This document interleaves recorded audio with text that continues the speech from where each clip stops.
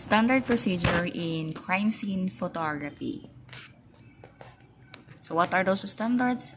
So first is that you are going to photograph the entire scene or the general view to include the nearby surroundings pertinent to the case, indicating the case number, the time, date, and initial of the photographer. Second is that you're going to take an overlapping shots of the immediate scene from 4 different angles. Third is photograph the entrance and exit of the crime scene.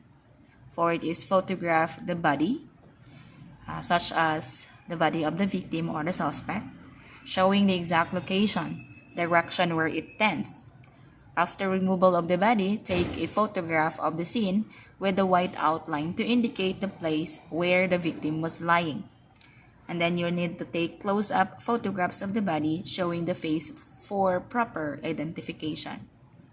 Another is that you need to take mid-range and close-up photographs of all pieces of evidence found at the crime scene with a measuring tool or scale if necessary, including the case number, date, and initial of the photographer. Take close-up photographs of the bullet hole if there is any, and photograph the area showing the appropriate distance of fire by making a straight line on the direction of the bullet hole. Another is that the crime scene should be sketched in the presence of the investigator or other authorized person.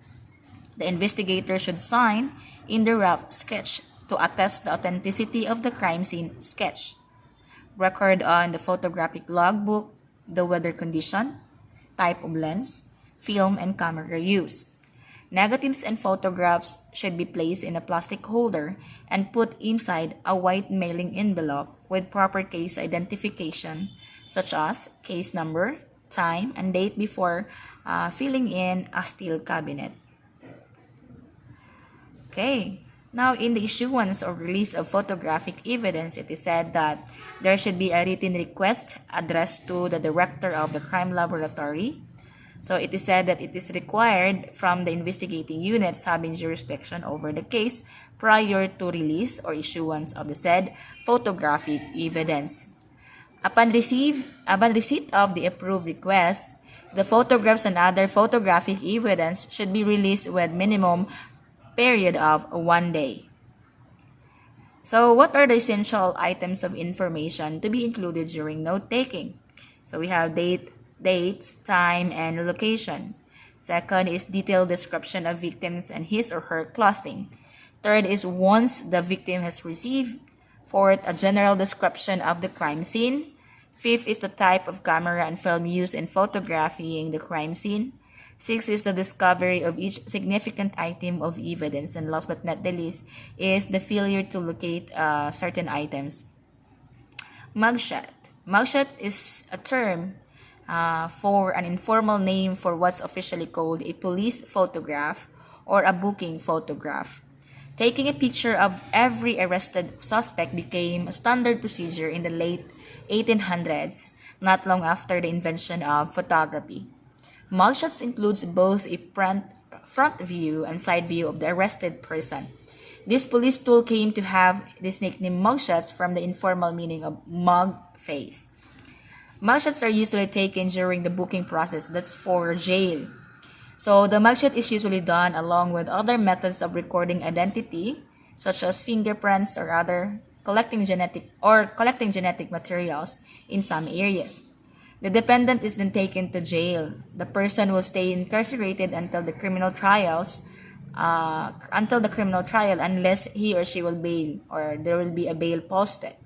So when we say bail, that is an amount set by the court or a schedule that can be paid to allow the defendant to leave the jail. If the amount is too high, then a bail bond agency can be used. So these are the samples of a mugshot photograph. Okay? So Rouge Gallery naman, this refers to a collection of mugshots or other images of criminal suspects kept for identification purpose. So in 1855, Alan Pinkerton, which is the founder of Pinkerton National Detective Agency, established a Rouge Gallery, which is a compilation of description, methods of operation, hiding places, and names of criminals and their associates. Another early collection was established way back in 1854 or 1855 by the detective Isaiah W. List of the San Francisco Police Department. Inspector Thomas Brines of the late 19th century New York City Police Department popularized the term with his collection of photographs of known criminals, which was used for witness identification. Brines published some of these photos with details of the criminals in Professional Criminals of America. So this is an example of Rice Gallery. Actually, this is a collection of images of arrested person or those criminals. So that would be all. I would like to say thank you so much for listening.